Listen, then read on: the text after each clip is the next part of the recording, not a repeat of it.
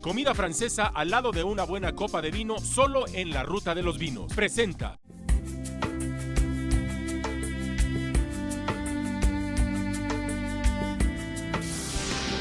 Puebla y Alemania, tan cerca y tan lejos.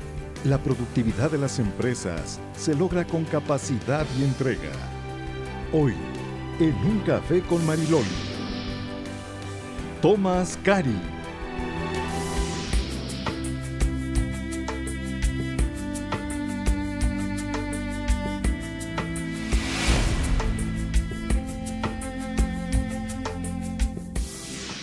¿Qué tal? Muy buenas noches, un placer saludarles. Hay un programa muy especial con un personaje a quien yo ya estaba persiguiendo desde hace mucho tiempo para poder tomar café y ahora te voy a invitar a desayunar. Tomás Cari, ¿cómo estás? Gracias, muy bien. Muchas gracias, Mariloli, por invitarme. Qué bueno. Ahora ya un poco más relajado. Sí, claro.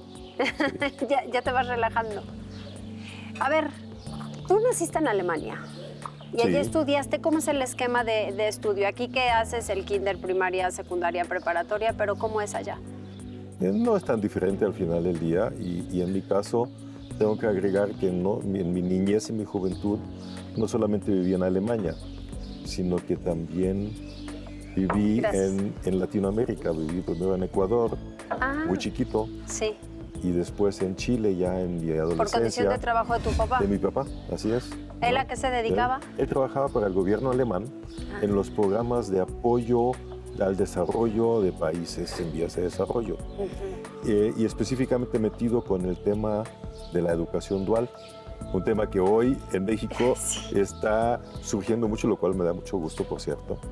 Y si quieres podemos hablar un poco más de esto. Claro. Pero bueno, con la actividad de mi papá vivimos hasta los 18 años, 12 de esos 18 años viví en Latinoamérica. Por eso crecí con los dos idiomas, con las dos culturas, ¿no? Iba a colegios alemanes, muy parecidos a lo que tenemos aquí en Puebla, el colegio Humboldt,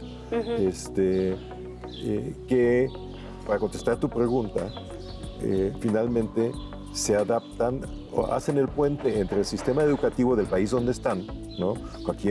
Aquí en México, el colegio alemán tiene primaria, secundaria, preparatoria, como es el esquema mexicano, pero lo integra con el concepto educativo y la currícula, vamos a decir, de Alemania y el idioma alemán, por supuesto, ¿no? Entonces, ahí estuve hasta los 18 años y después de hacer mi bachillerato, me fui a Alemania a estudiar la carrera.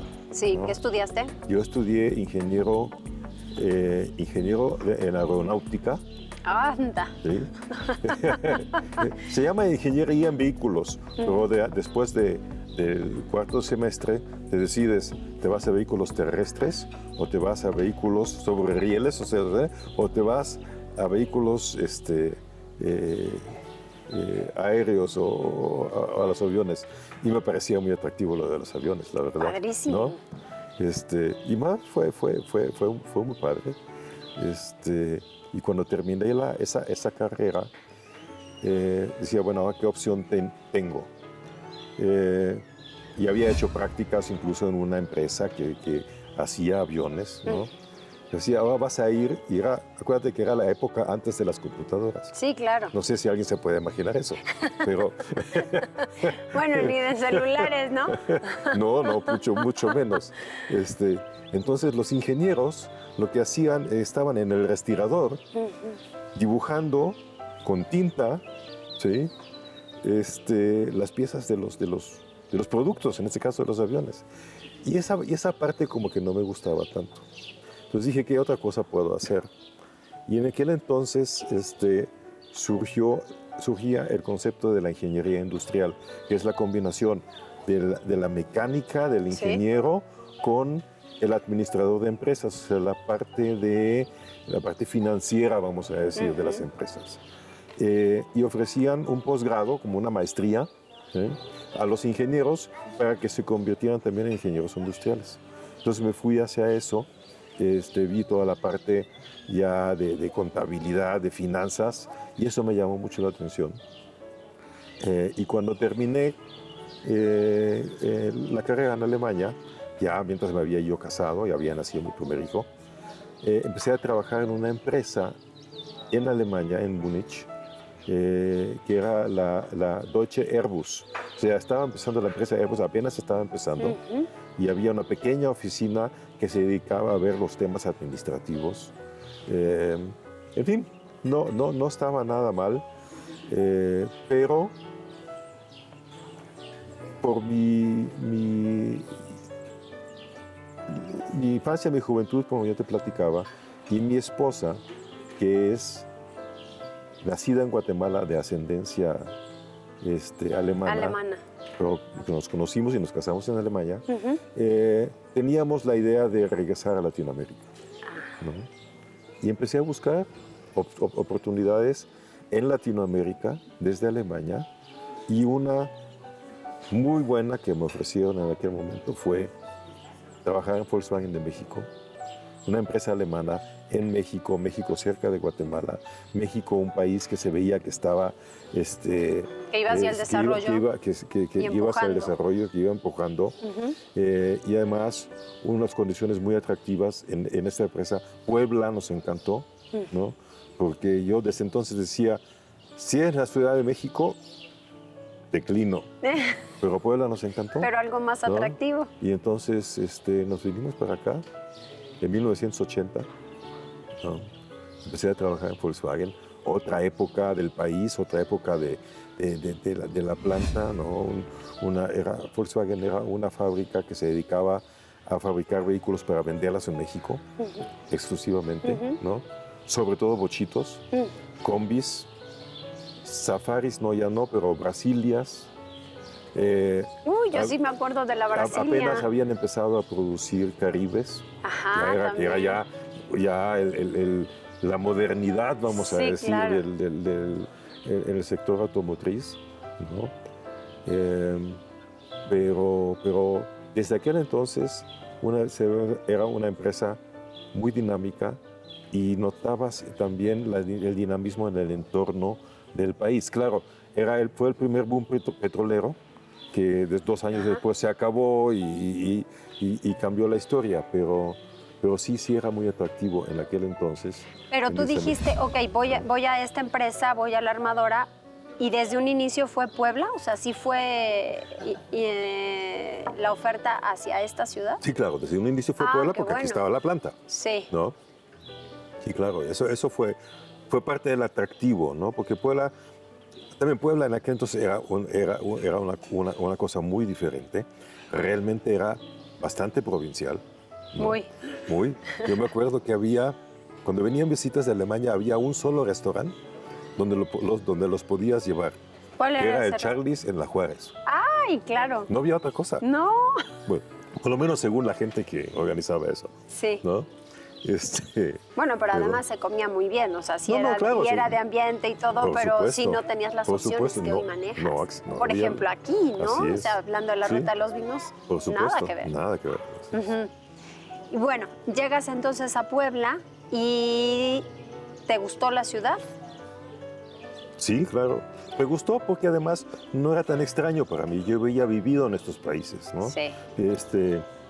Viví en Santiago de Chile, que es una ciudad mucho más grande, no tan grande como la Ciudad de México, pero cuando ves las calles, las casas, el tráfico, muchas cosas se te hacen... Son similares. ¿no? O sea, no nos costó ningún trabajo integrarnos aquí. Y además, pues México tiene una grandísima ventaja, es la gente, ¿no? Amabilidad. La gente que te recibe, que te apoya, que te acepta en sus círculos sin grandes ceremonias y problemas, ¿no? Eso fue muy padre, porque además vamos a decir, de la relación natural que yo tenía a través del trabajo en la planta, pero también la familia rápidamente se pudo integrar aquí. ¿A tu esposa le gustó inmediatamente? Sí. Ese es un tema. Sí. Cuando los maridos tienen algún empleo y a las señoras no les gusta, se convierte en un tema importante. Claro, pero además también con mi esposa también ella creció hasta los 18 años, vivió en Guatemala, Sí. pues tampoco para ella era extraño este entorno. Tan cambiante. Así es. Los alemanes se dice mucho que son muy secos, muy serios, muy formales. ¿Te costó trabajo o tú has cambiado un poquillo? No, bueno, Dices, yo ya soy más amable. Es difícil que yo me evalúe a mí mismo, pero me queda muy claro de que la cultura alemana diferencia mucho más entre la persona y el asunto y el tema en cuestión, ¿no? Esto que en Estados Unidos se llama, no es nada personal, ¿no? Ajá. It's nothing personal, dicen Sí. los gringos, ¿no? Sí, O sea, según. estamos hablando del tema y ni modo, porque por hablar del tema y por arreglar el tema me tengo que enojar contigo, te tengo que hablar duro, ¿sí? Pues lo voy a hacer porque es importante sacar el tema, ¿no? Ya. Si tú después te sientes ofendido, pues eso es tu problema, Claro. ¿no? Y esa parte sí es diferente, aunque te voy a decir también que en términos generales, mi experiencia, los alemanes que vienen aquí están encantados con este mismo ambiente, con esta apertura de la gente, ¿no? Para recibir al extranjero, en tal caso que es alguien que todavía no habla muy bien el español, ¿no? La alegría, la fiesta, todo eso a los alemanes les llama mucho la atención, porque es el contraste con lo que ellos conocen allá. Claro. ¿No? ¿Allá cómo es? No, allá en términos generales la gente es más reservada, ¿no? O sea, el tema de la privacidad es muy importante, ¿no? O sea, no te metas conmigo, yo no me meto contigo, hasta el punto de que las reglas de que hasta después de las 10 de la noche nadie hace ruido, ¿no? Ya. O sea, en otras palabras, nadie hace fiesta para molestar a tu vecino, ¿no? Es muy estricto, ¿no? O sea, yo me acuerdo de mis tiempos de estudiantes, un par de veces la policía en la puerta tocando el timbre y dijeron, oigan, Bájale. sus vecinos se están quejando, pero no venía el vecino. No venía el vecino a decirte, el vecino le hablaba a la policía Sí, claro, para que la te policía acusaban. viniera a decirte. Y no pasaba nada más que una llamada llamadita de atención, de bájale tantito. ¿no? Pero eso sí es diferente, ¿no? Pero te voy a decir también que al revés, y conozco muchos mexicanos que han vivido en Alemania por tiempos prolongados Sí. y se adaptan perfectamente allá también, ¿no? Ajá. O sea, A lo estricto, a la seriedad, a las exactamente, reglas. que también es algo que llama la atención, porque si cuando ves que las cosas funcionan, cuando se hacen bajo ciertas reglas, bajo un cierto concepto Así le tienes que estricto, pues te queda claro y así le tienes que seguir, ¿no? O sea, yo creo que la combinación de las dos culturas puede dar resultados muy buenos, ¿no? Y lo vemos en una empresa como Volkswagen, lo vemos en una escuela como el Colegio Alemán, ¿no?